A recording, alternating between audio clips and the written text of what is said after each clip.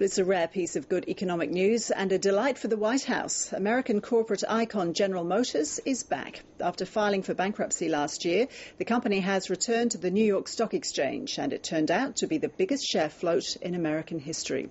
The president says it means one thing: the unpopular government bailout of the car giant is paying off. North America correspondent Craig McMurtry reports. The New York Stock Exchange opened full throttle, giving investors the first chance to buy GM stock in more than 18 months. Large hedge and pension funds, foreign investors including China's largest car maker, and GM factory workers who were once facing layoffs jumped in. Yeah, a year and a half ago it was a sad day for me, but things are on the upside and I'm excited.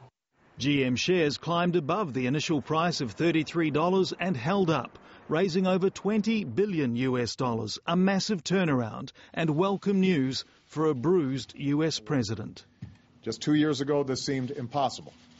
In fact, there were plenty of doubters and naysayers who said it couldn't be done. After cost-cutting, the car maker is making a profit for the first time in years, returning to the market after a controversial $50 billion taxpayer-funded bailout. President Obama says the government's 61% stake will be nearly halved. We are finally beginning to see some of these tough decisions that we made in the midst of crisis pay off.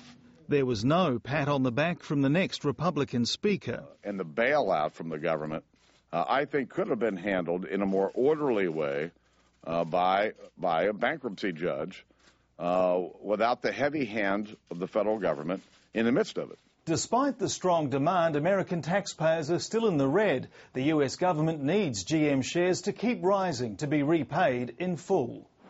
But today was a milestone. After bankruptcy and being derided as government motors, General Motors is back, posting a 3.6% gain on the day.